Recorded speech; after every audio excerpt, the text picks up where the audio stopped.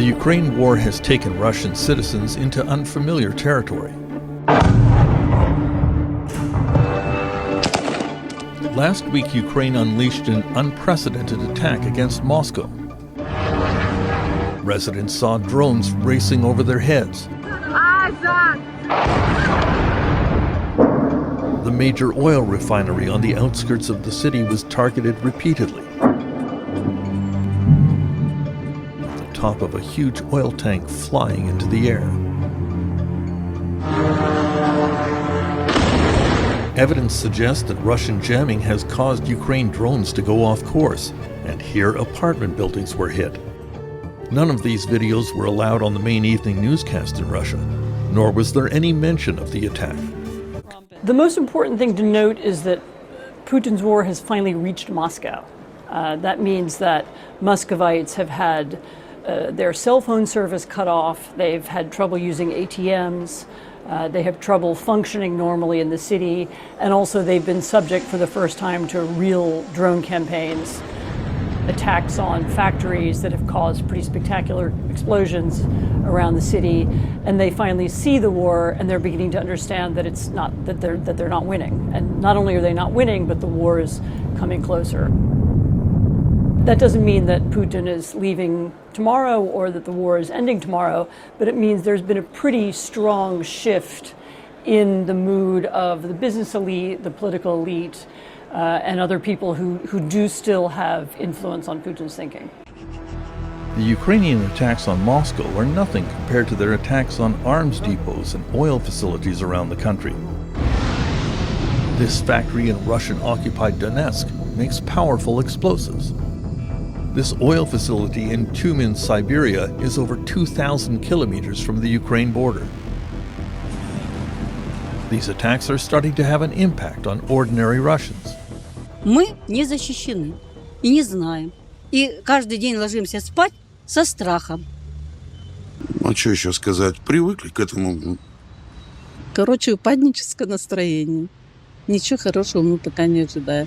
The Middle East back on high alert as Iran and the U.S. trade attacks. American forces hitting 140 targets overnight. Shipping traffic in the Strait of Hormuz has now slowed to a crawl after Iran said it's closing the critical waterway again. And CBS's Olivia Rinaldi is at the White House. So, Olivia, what's the latest? Well, good evening, Tom. The U.S. is refuting Iran's claim that the strait is closed. This morning, U.S. Central Command said Iran is not in control of the strait. Traffic is flowing, and the U.S. is prepared to ensure the freedom of navigation. This as strikes continue tonight. A violent night in the Middle East. The U.S. attacking Iran by air and launching cruise missiles by sea, with the most strikes in a single night this week. The response came after Central Command said Iran struck a ship in the Strait of Hormuz. A crew member is still missing. Secretary Pete Hegseth had this warning. Iran made a poor choice. Now they pay. We bombed the hell out of them last night. They're very, very evil and sick people. President Trump told NBC's Meet the Press that Iran agreed to a deal yesterday before the attacks. They gave up everything. And then after that, they left the room, and then within an hour, they launched a drone at a ship. Iran unleashed missiles and drones at Jordan, Kuwait, Bahrain, and Qatar following the U.S. assault, and targeted another ship, leaving control of the strait uncertain.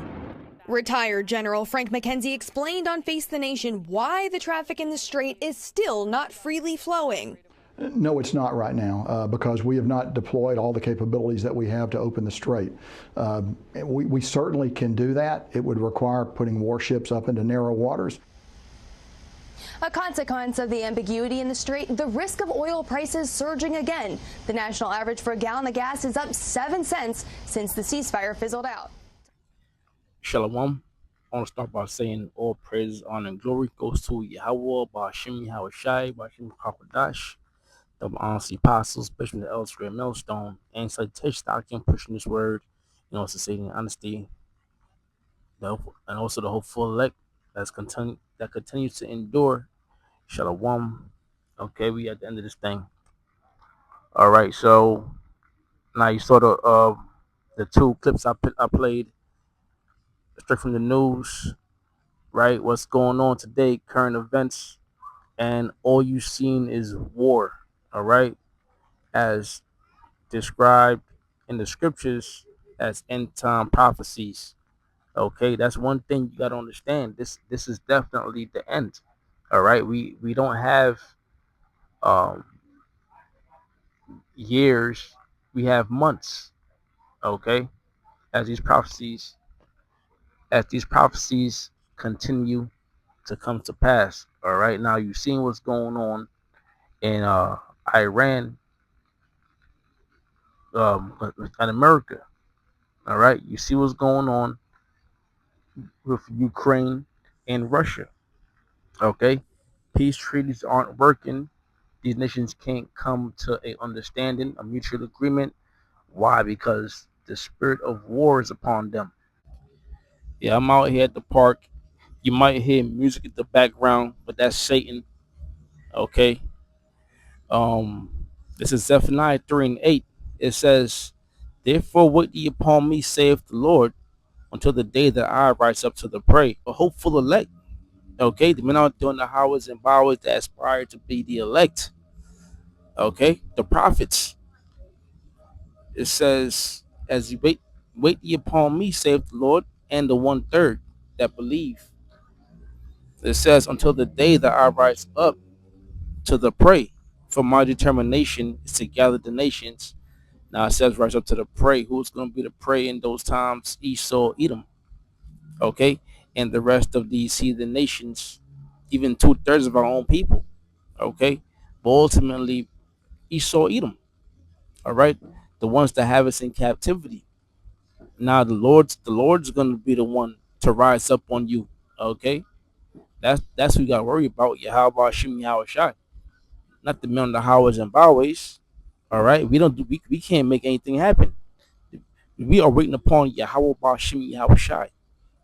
For my determination is to gather the nations, that I may assemble the kingdoms to pour upon their mind indignation. Right, and the Lord is gathering the kingdoms right now, going into World War III. Okay, that's why these nations can't come to an agreement or understanding, because the Lord's put the spirit on them to assemble themselves for war, right? Because ultimately the Lord's going to bring judgment upon this place. When you're dealing with wars, okay, you're dealing with judgment, okay. When you deal with when you look at World War I and World War II, how people were getting mangled, all right, traumatized, okay, and you know, messed up. Okay, just getting messed up. That's straight up judgment, and that's what's gonna happen again, or what's happening right now in World War III. It says that I may assemble the kingdoms to pour upon them mine indignation, which is indignation is righteous anger, even all my fierce anger. For all the earth shall be devoured with the fire of my jealousy. Okay, and the Lord is angry with this place, man. All right, the Lord gave Esau rulership. Psalms 50 verse 16 says, "But unto the wicked the Most High saith, what hast thou to do to declare my statutes, or that thou shouldst take my covenant in thy mouth?" All right, now these Edomites, one thing they do is claim to be the Lord's chosen people. Okay, and they call themselves Jewish, Zionists, and things of this nature. Okay, which is all basically made up. Okay, made up titles to fool the world. Okay, they call them the Lord Hashem, which just means the name. Okay, the true name is Yahweh. Okay, meaning He is. All right. So it says Psalms 50 and 16 says, "Well, unto the wicked the Most High saith, what hast thou to do to declare my statutes, or that thou shalt take my covenant in thy mouth?" Nothing. Okay. Verse 17, Esau did absolutely nothing. Okay.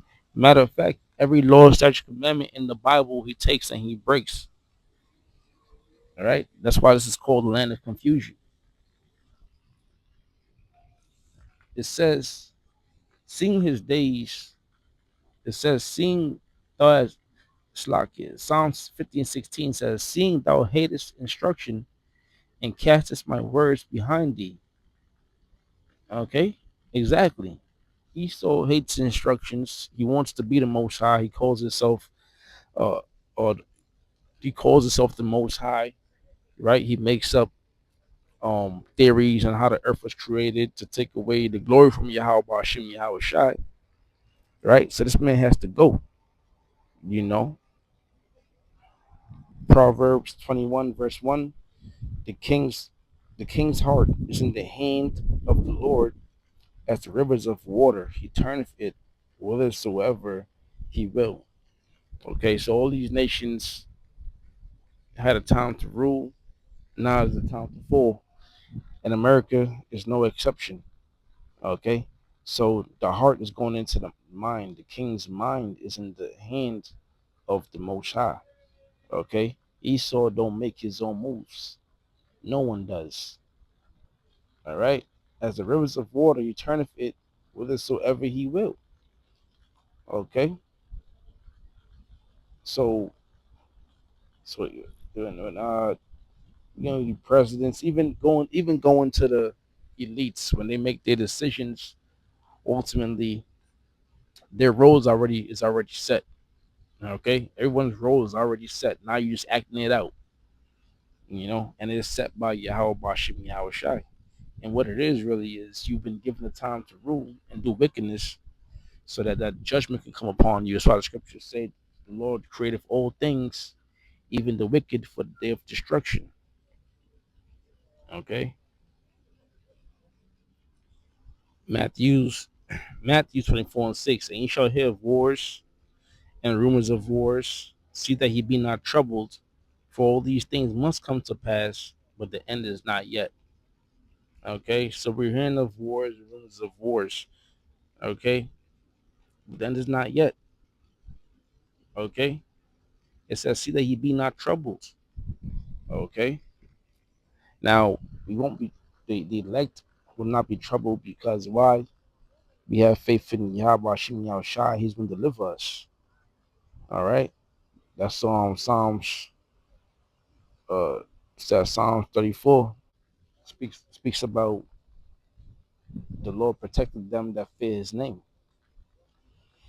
Okay, and ye shall hear of wars and rumors of wars. See that ye be not troubled, for all these things must come to pass, but the end is not yet. Yeah, I was at work today, and my co-workers was telling me, their sons is at that age, even their daughters is at that age to go to war. Some of them already have sons and daughters in the military, right? Whether it be the Navy, Air Force, Marines, Army. Okay, it says, and ye shall hear of wars and rumors of wars, so that ye be not troubled. Yeah, man, these people are getting worried about their family. They want to pull them out the military. They want to break their legs so that they won't get um what do you call that, drafted to the military.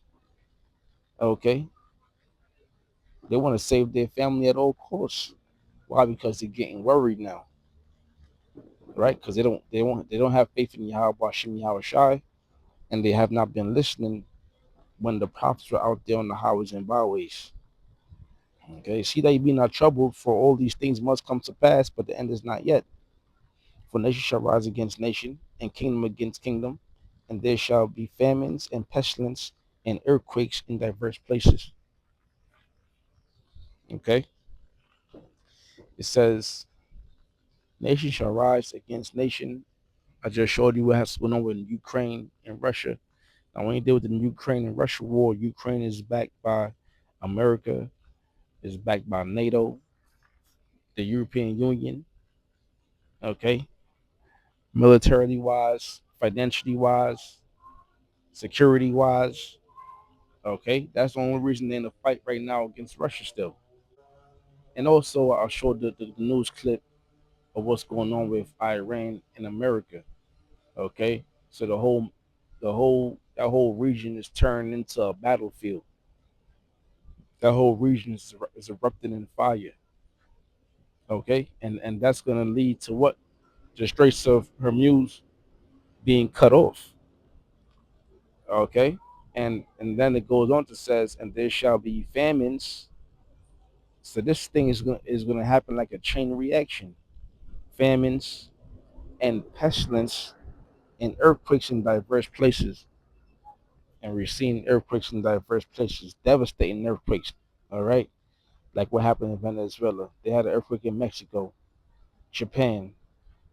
You know, all these different regions is experiencing earthquakes. And guess what? That's all prophecies. Matthew 24:8. All these things are the beginning of sorrows. All right. So all these things have to happen before Yahweh Bashim Yahweh Shai come. And Matthew 24:3 says, and as he sat upon the Mount of Olives, the disciples came unto him privately, saying, tell us, when shall these things be? And what shall be the sign of thy coming and of the end of the world? Okay. They want the prophets of old want to know the signs of thy coming and the end of the world. Let's go into that word real quick.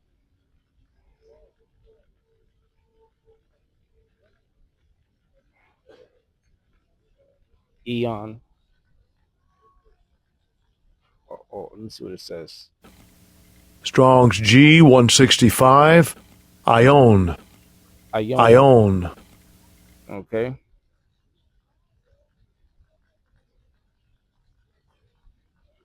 It says period of time, an age. Okay. So it's not talking about the whole world. The whole world's not gonna end. All right. The nuclear missile is not gonna destroy the whole world. The world's gonna abide forever. According to the scriptures. Okay, look it up. Look up abide the world. Look up the world abide forever. You'll see it. Okay.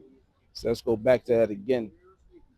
It says, and it says, and what shall be the sign of thy coming and the end of the end of the world? And we just went over the signs of the times, few of them.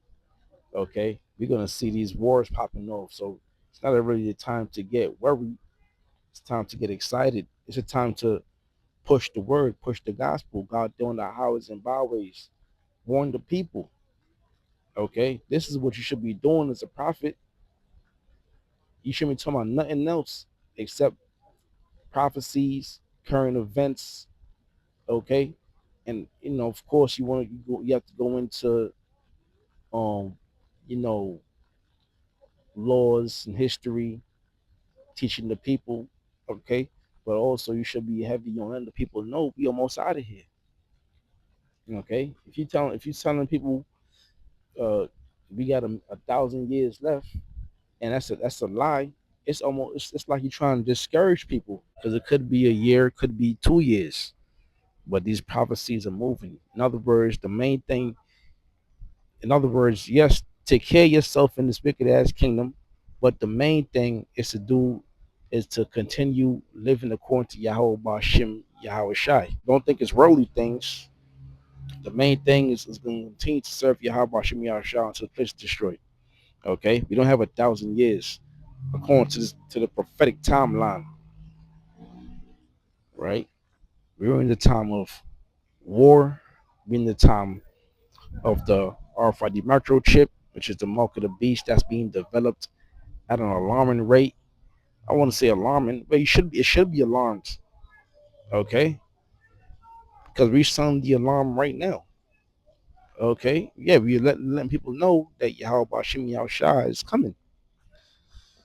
Isaiah 58:1 says, cry aloud, spare not, lift up thy voice like a trumpet, and show my people their transgression, and the house of Jacob their sins. Right? The Lord is dealing with the house of Jacob, right? His people. the so-called Negroes, Latinos, and Native Americans who are the Israelites. All right, that's who the Lord is dealing with, and the elect is gonna come out of the elect is gonna come out of Israel. All right, no other heathen nation. Okay, the elect's coming straight out of Israel. Now you're gonna have Israelite foreigners that may look like heathen nations, right? Because their father dealt with different women of these nations, okay? But in their spirit, they're of the elect. They're Israelites, okay? Isaiah 51, cry aloud, spare not, lift up thy voice like a trumpet, and show my people their transgressions and the house of Jacob their sins, okay? And that's the one of our duties out there on the highways and byways when we do these lessons to let our people know that they're going off when they worship these false idols, these false gods.